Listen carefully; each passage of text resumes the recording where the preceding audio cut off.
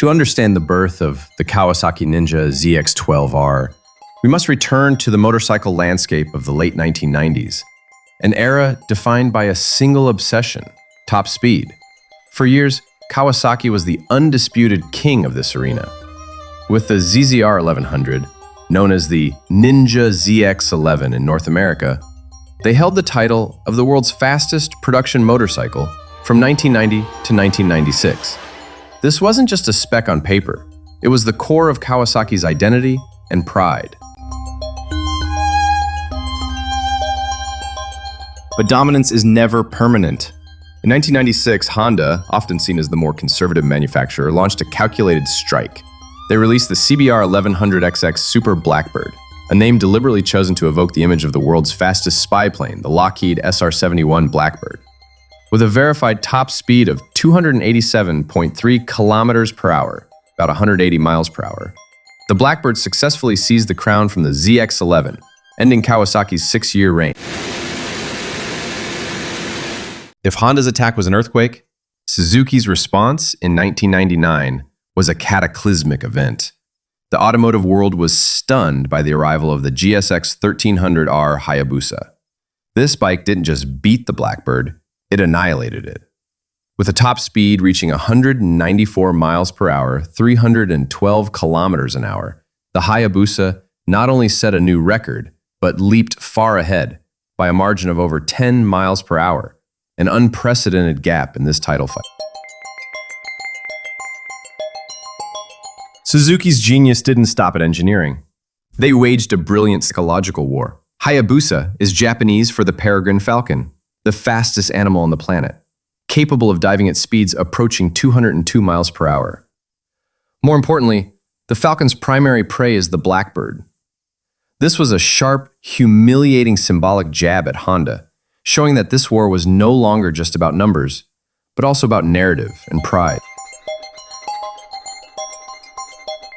This evolution from a pure engineering rivalry to a narrative war set a much more complex stage. Kawasaki didn't just need to build a faster bike. They had to create a machine with a technological identity and a story so powerful it could break free from the predator-prey narrative Suzuki had crafted. With its long-lost crown and wounded pride, Kawasaki, the pioneer of the hyperbike class, was now at a crossroads. The world was waiting. The big question was, how would they respond to this ultimate challenge? Kawasaki's response was not merely an update. It was a declaration of war. They initiated a clean sheet project, an effort to create a weapon specifically designed to reclaim the throne of speed. The internal goal was clear and ambitious: to build the fastest and quickest production motorcycle in the world with a target of breaking the magical 200 miles per hour barrier. However, Kawasaki didn't want to just copy the Hayabusa's formula.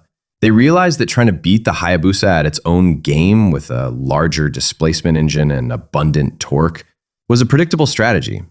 Instead, they chose to redefine the battlefield.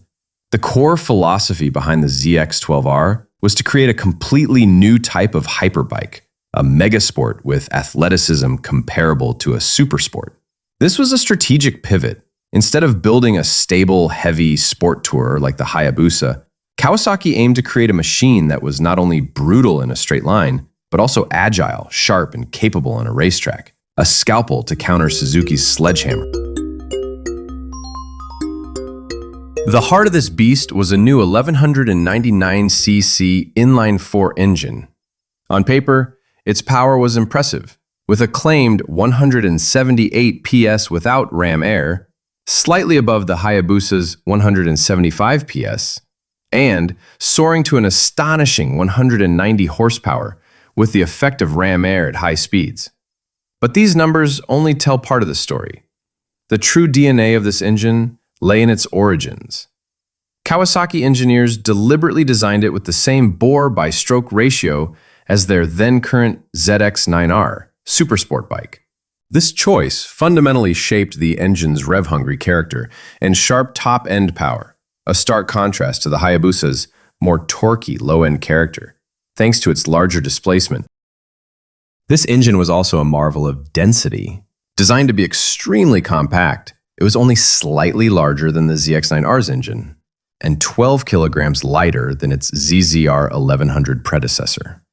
Advanced technology like aluminum-plated cylinders for better heat dissipation and an electronic fuel injection system, a first for a Kawasaki sport bike since the GPZ 1100 in the 80s, affirmed that this was an engine of the future.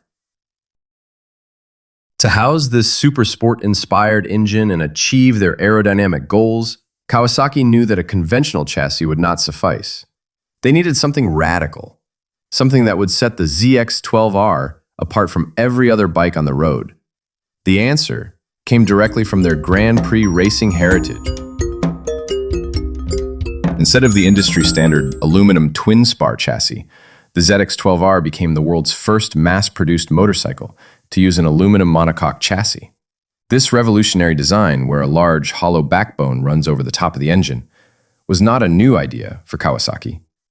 The technology was directly inspired by their KR500 Grand Prix race bike from the 1980s, giving the ZX-12R an unmatched racing pedigree and narrative. One of the most misunderstood unique facts about the ZX-12R is the small wings on the sides of the fairing. Unlike modern winglets designed to generate downforce, the wings on the ZX-12R serve a completely different function. They were flow separators. Their purpose was to physically prevent the turbulent air coming from the front wheel area from mixing with the smooth laminar airflow along the upper part of the fairing. By keeping these two airflows separate, the bike's overall drag coefficient could be significantly reduced. As Kawasaki prepared to launch their Hayabusa killer, a political storm was gathering over Europe. Regulators and politicians, horrified at the sight of motorcycles approaching the 200-mile-per-hour barrier, began to voice concerns about carnage on the streets and threatened direct import bans on high-performance motorcycles. This uproar put the entire Japanese and European motorcycle industry in a precarious position. Facing the threat of crippling government regulation, the manufacturers took a drastic preemptive step. Secretly, they formed an informal pact that would become known as the Gentleman's Agreement. This unwritten accord bound the manufacturers to voluntarily limit the top speed of all their future production motorcycles electronically to 300 kilometers per hour, about 186 miles per hour. It was a move of self-preservation, a ceasefire to prevent a legislative war they could not win. With top speed no longer a differentiator, the battle between the ZX-12R and the Hayabusa shifted to the real world. On winding asphalt, the ZX-12R was the clear winner. Contemporary reviews from leading publications like Motorcycle News consistently praised its handling as far superior to the Hayabusa's, thanks to its stiff monocoque chassis and more aggressive steering geometry. The bike felt lighter, more agile, and more like a true sport bike. Riders could push it harder in corners, and one review even stated that on a twisty road, the Kawasaki would get from point A to B faster than the Suzuki. On the drag strip, the story became more complex. The Hayabusa quickly built a legendary reputation. However, the ZX-12R's unrealized potential haunted the arena. The proof came from Kawasaki's factory drag racer, Ricky Gadsden, who recorded a remarkable 9.52-second quarter-mile time with an unrestricted pre-production ZX-12R. When riding the exact same bike, but with a restricted ECU, his best time dropped to 9.89 seconds. This proved that the limiter not only cut top speed, but also hampered acceleration. The ZX-12R remained a potent platform, but it required more skill to launch effectively compared to the Hayabusa's more accessible torque. Ultimately, the ZX-12R's lack of commercial success compared to the Hayabusa revealed a crucial market dynamic. Kawasaki had succeeded in engineering but miscalculated commercially. They built a bike for a handful of expert riders who could exploit its superior handling. In contrast, Suzuki built a bike for the majority of riders who wanted immense power and a more comfortable, versatile, an easy-to-use package for the real world. The ZX-12R was the better sport bike, but the Hayabusa was the better hyperbike for the mass market. And that's why it became a cultural icon, while the ZX-12R became a legend for fanatics.